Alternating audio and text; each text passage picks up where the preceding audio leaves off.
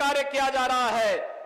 तो जो कहा सो करके दिखाया। जम्मू कश्मीर में धारा 370 समाप्त करके हमेशा के लिए आतंकवाद पर नकेल कसने के लिए जो कार्य किया गया, यह अभी स्वतंत्र भारत और 140 करोड़ का भारत आज उसका प्रत्यक्षदर्शी है। वो इस बात का अनुभव कर रहा है कि घोषणाएं बहुत होती थी, लेकिन उसका मूर्त रूप आज देखने को मिल रहा है।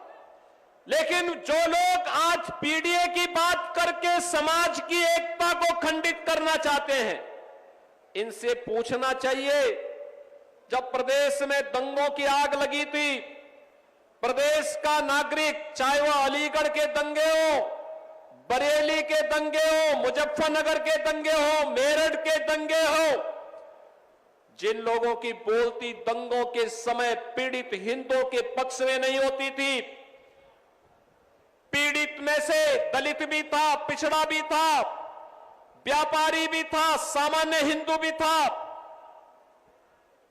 अकेले भारतीय जनता पार्टी उनके पक्ष में खड़ी होती थी।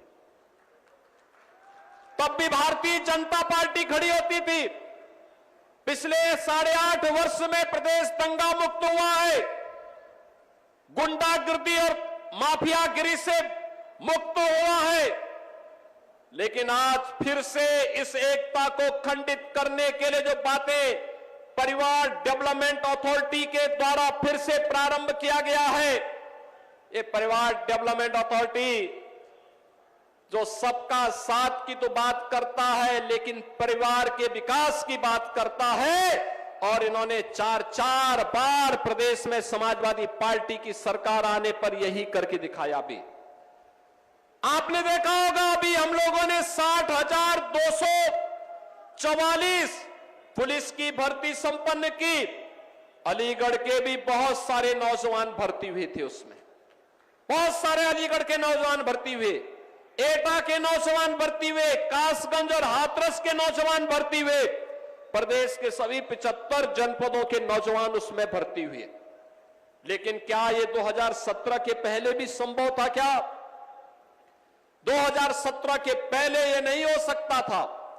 ये वही लोग हैं जिन लोगों ने सत्ता में आने पर प्रदेश के अंदर जिस प्रकार के भ्रष्टाचार को बढ़ाया है, अराजकता को बढ़ाया है, गुंडागिरी को बढ़ाया है, हिंदू मानबिंदुओं पर और उत्तर प्रदेश के विकास को बाधित करने का जो कुत्सित कार्य किया था, आज उनकी पीड़ा है कि उत्तर प्रदेश कैसे देश का विकास का ग्रोथ इंजन बन जा रहा है।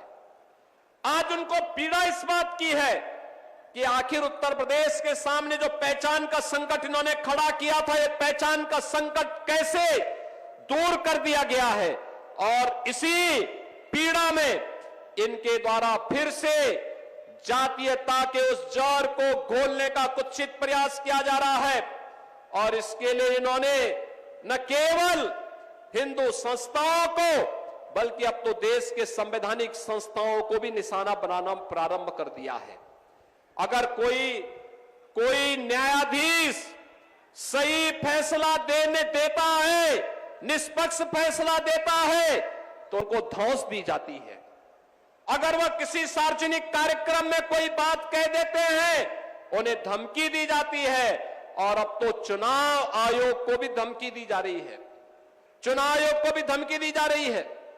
यानी एक तरफ पीडीए की बात करेंगे और दूसरी तरफ उनके स्थान पर बांग्लादेशी घुसपैठियों को, पाकिस्तानी घुसपैठियों को, रोहिंग्या को मतदाता बना करके यहां के वंचितों को, यहां के पिछड़ों को और भारत के नागरिकों को मतदान करने से वंचित करने की कांग्रेस और समाजवादी पार्टी के इस दुष्चक्र के खिलाफ आज जब कार्य हो रहा है, तो उस कार्यक्रम को व्यवधान पैदा करके इनके द्वारा न केवल संसद की कार्रवाई को, बल्कि चुनाव आयोग पर भी आक्षेप लगा करके, जुडिशरी पर भी आरोप लगा करके, आक्षेप लगा करके संवैधानिक संस्थाओं की भी अवमानना करने का कुत्सित प्रयास हो रहा है। बहनों और भाइयों, आज के इस अवसर पर हम सबके लिए सरदेव बाबूजी का वह आदर्श एक नई प्रेरणा है, एक आदर्श है। हम सब उससे प्रेरित हो, उनके प्रेरणा का अपने जीवन का अंगीकार करें, अपने जीवन का हिस्सा बनाएं। यही उनकी पुण्यतिथि के अवसर पर हिंदू गौरव दिवस के रूप में आज उनकी पुण्यतिथि के इस आयोजन के साथ जब हम जुड़े तो हम सबका दायित्व बनता है कि सरदेव बाबूजी के बताए उन मार्गों का अनुसरण करें जिन्होंने भारत की राष्ट्रीयता के लिए, भारत और भारतीयता के लिए पूरे जीवन भर प्राण प्रण से जुट करके कार्य किया था। और उसी अभियान के साथ अगर हम सब जुटेंगे तो उत्तर प्रदेश विकास की नई बुलंदियों को छुएगा, भारत की अर्थव्यवस्था का गणी राज्य बनेगा। आज जिस क्षेत्र में यह आयोजन हो रहा है, यह ताला नगरी भी सरदेव बाबूजी की उन्हीं स्मृतियों का ताजा कराता है, जो स्थानीय उद्यम को प्रोत्साहित करके रोजगार के साथ स्थानीय युवाओं को आत्मनिर्भर भारत के संकल्प को तरोताजा करता है। यही आत्मनिर्भर भारत विकसित भारत का आधार बनेगा और उस विकसित भारत के लिए हम सबको प्राणपण से काम करना है। इस विश्वास के साथ मैं एक बार फिर से सरदेव बाबूजी के चतुर्थ पुण्यतिथि के अवसर पर उत्तर प्रदेश की जनता की ओर से, उत्तर प्रदेश सरकार की ओर से उन्हें विनम्र श्रद्धांजलि अर्पित करते हुए अपनी वाणी को विराम देता हूं। धन्यवाद। जय हिंद,